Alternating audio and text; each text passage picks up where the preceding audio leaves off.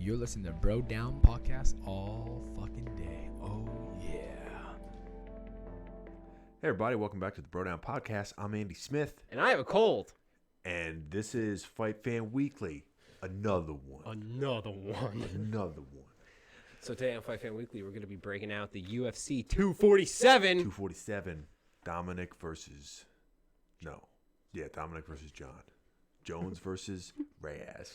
This is off to a beautiful start. Another one. Let's go. So we're going to start off with talking about Derek Lewis versus Queen Latifi. Queen Latifi.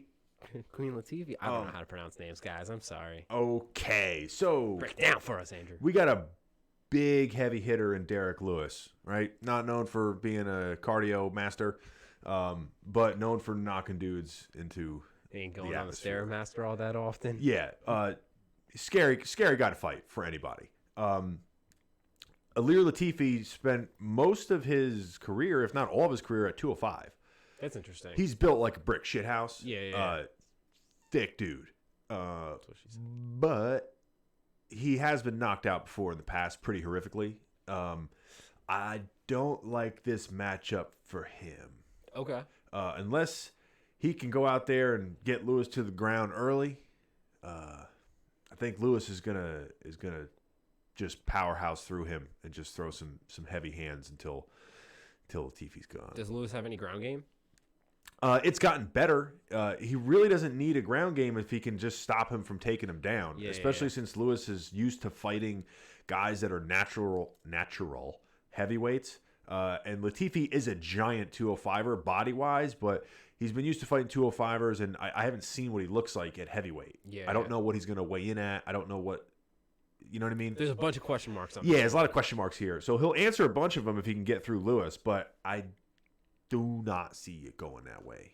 All right. So you're putting your money towards Lewis. Yeah. Any questions on this one or anything like that? Not really. How tall is Latifi? I think he's under 6 feet. I think he's 5. I'm gonna look this 10? up real quick because you talked about this a little bit, that he's a short dude. Yeah, relatively speaking. I think he's 5'10". Ooh, good call. Yeah, 5'10". right. Okay, yeah, 5'10", and Derek is 6'3". They're saying his weight is 205 because he's only fought at 205. Yeah, so it's not updated. Yeah, you're right. I'm curious as to what he's gonna weigh. Yeah, they've never seen what he weighed in at heavyweight, so they don't know. That's a huge reach difference too. 5.5 inches. Yeah, it's a big one. And that's what she said. Alir has been like hit or miss with a lot of his fights. Lewis is one of those guys where even if he's fighting a guy that's way better skilled than him, he has the ability to end the night. Yeah, scary motherfucker. Always. Like we saw it in that one fight when he fought the guy, the really good kickboxer. I forget his fucking name. He knocked him out with like 5 seconds left after an exhausting fight because the guy just got too close, hit him with one bomb, and Lewis was exhausted. See, this is why I love heavyweight fights. Yeah. I know a lot of people don't like them because they're slow, but like the entire time is full of like anticipation. You never know when someone's gonna get. If that was the last fight of the night, people would have been putting their popcorn on the ground and leaving the arena until the last 5 seconds. Then they would have kicked themselves in the ass. Yeah. But yeah, so there we go. Next, another one. Valentina Shevchenko versus Catlin Chukagian. Choo. I love Shevchenko. We haven't seen her fight in a hot minute. And Shevchenko is fought last year. Yeah, she fought last year. Yeah. I want to say like September. So she has, I forget who the other loss is. I don't think it was inside the UFC, but she's X-3. 2 of those losses that she's had in the UFC were Amanda Nunes. Okay. And that was at the weight class above the one that she's currently the champion of. So she lost her only 2 fights, I believe, in the UFC to arguably the GOAT right now. Or one of the top 2, 3 for the GOAT. So it's very difficult to say that make an argument that she's not going to win this. Yeah. Because I think they fought 1 or 2 of the same opponents, and Catlin is a decision fighter. Yeah. According, her record shows that most of her victories come by way of decision. Yeah. Most of her losses come by way of decision too, I believe.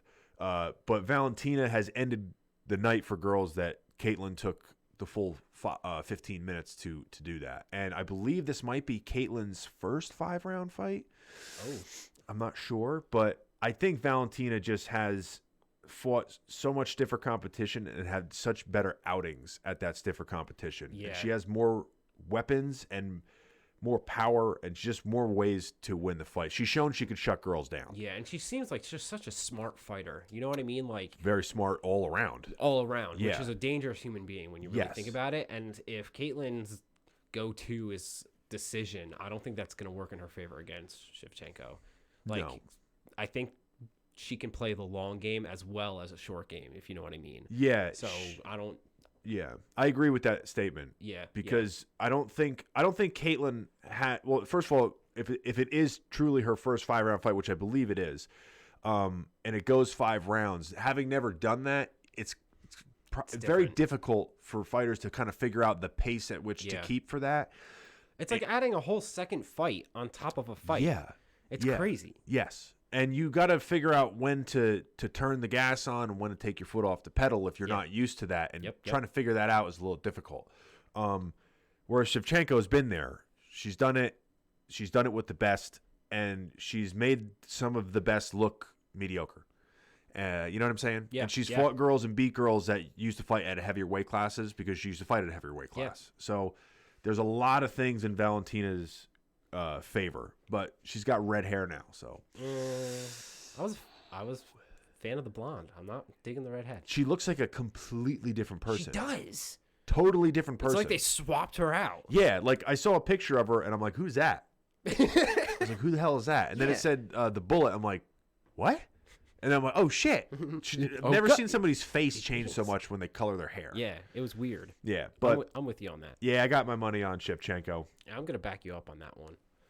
All right, last but not least, we have Jon Jones versus Dominic Reyes. This is the first time I get to see Jones fight live. Yeah. Kind of excited for it. I'm going to say it right off the bat. History has shown us that you're kind of a fool if you choose Jones to lose. Okay. He's never lost. It's a big statement. He's never lost a fight. He lost one fight against Matt Hamill because of a downward elbow. That Okay. was they stopped the fight because he threw a 12-6 elbow after he was dominating Matt Hamill. And he was on top, about to finish the fight, and during the strikes that were the finishing touches on the fight, he threw a 12-6 or a couple 12-6s, and they stopped the fight, and Matt Hamill couldn't continue, so they called the fight. That's the only loss on his record. That sucks. That's the only loss, but damn, Gina. Yeah. Not only that, what's also interesting to me is his two of his hardest fights. Number one was against Alexander Gustafsson the first time they fought. Okay. The second one, as far as skill set, people that he put him against. I mean, if you look at like how the fight played out, I guess Santos was a very tough fight because nobody expected that to be a tough fight for him as much as it did. But DC, the first fight, DC kind of got not walked over, but it was he was the more dangerous on paper and what we've seen fighter than Santos. Yeah. Santos brought different problems, but both of those guys in Gustafsson and in DC, Jones walked away the first fight with a decision. And he fought both of those guys again after that, and he finished both of those guys again after that. So so it's like you beat the two of the most dangerous dudes to ever fight in that division. And then you have to fight them again. And instead of it being like, oh, you finished them the first time, second time they went to decision, it's the opposite. Yeah. It's I beat you like the Gustafsson one was, I think, his closest fight and you could make an argument for Santos, but Gustafsson was very like nobody was like knew what was going on. Like anyone could have won that fight. But then the second time he shut him down. Yeah. And he didn't let it go to the decision. Same thing with DC, head kicked him. Ooh. And so it's very difficult to beat Jon Jones. Why has it been so long since we've seen Jones fight? A lot of problems. Jones is like a weird anomaly, right? He's probably the GOAT as far as he's in the top three for argument. Like I haven't seen him fight, but I've heard like countless people say that. Yeah, it's weird because it depends on the criteria that you're going off of. Yeah. Because a lot of common names that get thrown in is Mighty Mouse Johnson, George St. Pierre, Anderson Silva, and Jon Jones, and then Stipe DC. But you can't really say DC because he never beat Jones. Yeah, And he fought him twice. Yeah. That's why. It's an asterisk there. You know what I'm saying? So Jones had a lot of legal issues what kept him out from fighting. Stuff with the law outside the UFC and for testing positive for PEDs inside the UFC. Okay. And then there's also this weird thing where despite the fact of being one of the best fighters, if not the best fighter on the planet, he's not like a huge draw as you would think. Yeah. So maybe for like the internal crowd, but not for like the general public. Yeah, like they have problems, I think, selling his UFC events and partnering him with certain people. Yeah. You know what I'm saying? Like he doesn't. It's weird. Well, if he is such a GOAT, it's almost kind of like, why are we gonna watch him just kick some other dude's ass again? Yeah, you have to almost try to sell. Like it's hard to be like he's the GOAT, he's unbeatable, but who wants to watch that? Yeah, exactly. Part of the promotion is always like you got to give the people the idea that the other person Something at to least root has a for. chance Yeah. to beat him. So with that being said, we've thought a lot of times people have had chances to do it. We've seen it. But the crazy thing with Jones is that Jones has never even been badly hurt inside the octagon. Like, I don't think he's ever been dropped. That's crazy. Like, I would even go as far as saying I can't recall off my head a time when he was visibly rocked. Like stumbling rocked. Yeah. Which is insane. Yeah. So all that being said, every dog has his day. Yeah, of course. So let's talk about this like he's not God, and there is the possibility that he can lose. So tell us, what does Reyes bring to the table? What's his he brings strategy? youth, athleticism, power of youth, knockout power, and he fights with a when he gets somebody hurt, he goes after you. Yeah. I also think that with somebody like Jon Jones, I was just rewatching some of his finishes, and when he gets a guy hurt, not that he throws caution to the wind, but he kind of throws caution to the wind. His hands drop down, and he just marches towards you. And a lot of guys were not firing back during that time, which might have been the thing to do, might not have been. But he has such a confidence that he's going to finish the fight when that happens, that it's caution to the wind. Now, that's both a positive and a negative, because what you don't want to do is you do not want to get dumbfounded and starstruck that you're standing across from Jon Jones. Yeah. Because then he'll pick you apart and you're going to have a long night. So you need to have some kind of obscure fucking confidence in yourself to even be in there with him. But like, don't be dropping your hands. He will make you pay for every mistake that you make. He doesn't let a lot of things slide.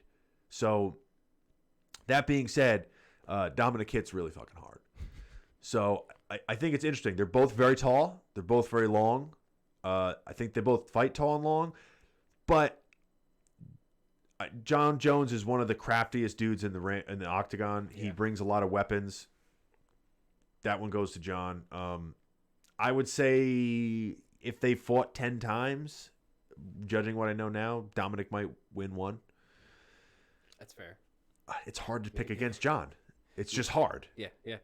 You're allowed to. You're allowed to hold steady with your opinion. Well, yeah, that's the whole point. I know it's hard. The reason why it's hard is because Jon doesn't fight the same way every time. He switches the way he fights, which is smart if you can do it. Because how can you defend against someone who changes shit up every single time? That's what I'm saying. He doesn't have like a Chuck Liddell thing where it's like, I stand here and I wait for my shot and I'll eat a couple shots to get it and I never change that strategy. Yeah. Sprawl and brawl. Jon will wrestle you sometimes the whole fight. Sometimes he'll make you stand the whole fight. Sometimes he'll point strike you a lot. I wonder if he goes in it with well, I'm sure he does. I'm sure all these guys do research on their opponents, but I wonder how much of it is legitimate strategy and how much of it is in the moment. How do I feel? You know what I mean? Because like some guys just like in the moment, just like get like that gut, like this is what I'm about to do, and I'm gonna make it work. I think it's a very good combination of both of those things. because he does things in there, like certain moves that they had to be made up in the ring. Yeah. Like the position it is in, it's just like, I don't know if he might drill shit like that, but it looks like he's pulling it out of his ass, but he makes it look good. Yeah. But that's also the scary thing, is that he can do everything. He can literally do everything. There's no place where you're safe with Jon. There's really not. So I'm interested to see how Jon approaches Dominic. Dominic the donkey. Yeah, because Dominic is, I believe, a southpaw, and we saw Jon have issues with some guys that were southpaws. And the only knock I would say on Jon, that's not a knock, but like an observation that a lot of people make, is that if he's not fighting the biggest name guy and he doesn't feel overly threatened, he has mediocre performances. Really? Yeah. Huh. All the guys that he fought that didn't garnish a lot of attention, like OSP, even Dos Santos, or Santos, the guy that he fought with the Thor hammer. I think his last name is Santos. I don't know, just drawing a blank there. But even those guys, when he fought them, it was like they looked way better than anyone thought they were going to look. And then when he fights these guys that are world beaters or killers, he looks fantastic. Yeah. It's very. I don't know if it's just he can't get up for those fights. Yeah. But that's a good question. It's interesting. It's going to be interesting to see how he looks at Dominic, whether he looks at him like a legitimate threat or if he's going to try to play with his food. Toy with it like a cat. Yeah, so Dominic can definitely win. Like, we've seen crazier shit in this sport, but anyone can win. Yeah, I'm interested to see when Jon Jones is going to, if he ever loses. Yeah. All right, well, I think that about wraps us up. Yeah, that's right. it. Any more questions, comments, concerns? Why don't you guys let us know in the comments down below who you think is going to win on UFC 247. And don't forget to go to brodownpro.com, get all your bro down gear, and we will see you guys next time. Don't forget to like and subscribe. That too. You're listening to Bro Down Podcast all fucking day. Oh, yeah.